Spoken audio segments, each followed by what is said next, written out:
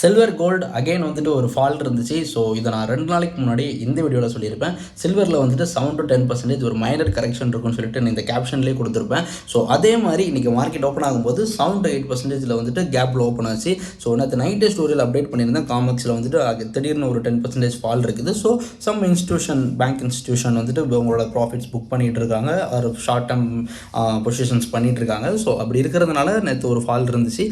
Luckily அது வந்துட்டு ஒரு ரெக்கவரி ஸ்பேஸ் சப்போர்ட் லெவல் கிடச்சதுனால இன்றைக்கி ரொம்ப ஒரு மோசமான ஃபால் இல்லை. பட் ஆன்கோயிங் ஃபியூச்சர் டேஸில் எப்படி இருக்குன்னு கேட்டிங்கன்னா, யூஎஸோட முக்கியமான டேட்டா பாயிண்ட்ஸ் எனக்கு ரிலீஸ் ஆகுது. சிபிஐ டேட்டா வந்துட்டு இன்றைக்கி கொடுக்குறாங்க. அதை வச்சு இன்ஃப்ளேஷன் எப்படி இருந்துச்சு, ஸோ ஆல்சோ ஸ்பெண்டிங் ஹேபிட்ஸ் மக்கள் மத்தியில் எப்படி இருக்குது அப்படிங்கிறது தெரிஞ்சிச்சுன்னா அதை வச்சு ஃபெட் ரேட் கட்ஸ் இருக்கும். ஃபெட் ரேட் கட்ஸ் இருந்துச்சு, டாலரோட வேல்யூ ஸ்ட்ரென்தன் ஆச்சுன்னா people will move towards from metal silver கோல்ட்லேருந்து மணிக்கு திரும்ப டாலர் பக்கமாக போவாங்க. And also there is rumour Russia is going back to dollar system. So அப்படிலாம் இருந்துச்சுன்னா தென் யூஎஸ் எக்கனாமி அகைன் ஒரு ஸ்ட்ராங் கிடைக்கும்போது people will go to from shift இருக்கும், இங்கேருந்து அங்கே போயிடுவாங்க மணி பக்கமாக. அப்போ ஒரு சின்ன கீழே சில்வர் அண்ட் ப்ரைஸ் போகும்.